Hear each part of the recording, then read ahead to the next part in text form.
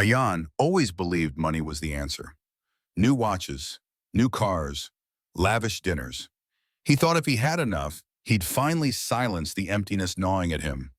Sara believed the same, but her emptiness wore a prettier face, dressed up in designer handbags and perfect Instagram posts. They didn't know each other, not yet. But tonight, in a quiet hospital room under flickering fluorescent lights, Ayaan would clutch a letter with trembling hands. A letter written by someone he barely knew, but whose words would crack his heart open forever.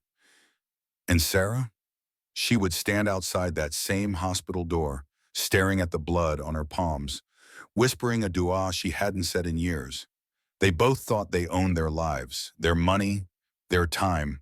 But by the end of tonight, they would learn the horrifying truth. Nothing you think you own is really yours. Ayaan's phone buzzed loudly on the marble table. Another business deal, another chance to make a lot of money before the weekend. He smiled and reached for it, but when he saw the name on the screen, he froze. Dr. Khalid, urgent. Confused, he picked up. The voice on the other side was serious and cold. Ayaan Khan, I'm sorry. It's about your mother. You need to come right now. For the first time in months, Ayaan's hands shook as he put the phone down. All the money he made couldn't bring back the times he ignored her calls. Meanwhile, Sara pulled her scarf tighter as she stepped onto the busy street, her arms full of shopping bags. She had just posted 3 new pictures today, and the likes were rushing in. A few hours later, Ayaan walked down the hospital halls. His heart was beating fast. Sara, badly hurt, was rolled past him on a stretcher, but he barely noticed. He reached his mother's room at the end of the hall. He pushed open the door and found only an empty bed with a letter on it. She was gone. A nurse walked over and silently gave him the letter.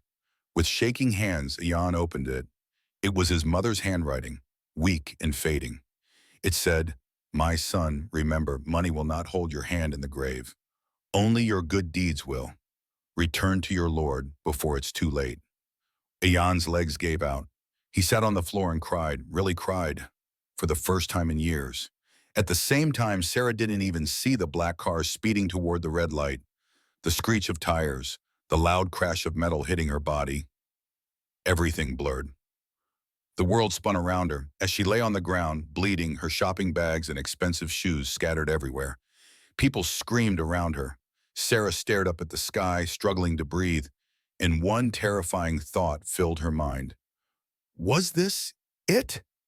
Hours later, Ayaan sat alone in the hospital prayer room, the letter still clutched in his hands. Sara lay 2 rooms away, slipping in and out of consciousness. 2 souls, 2 different paths. Same brutal wake-up call. They both thought they owned their money, their time, their lives. You think you own your money? Here's the reality. 1. Allah owns everything, including your wealth. Ayaan built his empire thinking it was his. Sara built her image thinking she controlled it. But in a blink, both stood powerless, proving what the Quran says. To Allah belongs whatever is in the heavens and the earth. 2284. 2. Wealth is a test, not a trophy. Their status didn't save them. Their likes, their dollars, their influence. None of it mattered when the soul stood trembling between life and death. Money was never a reward. It was a test they were failing. 3. Your money will either testify for you or against you.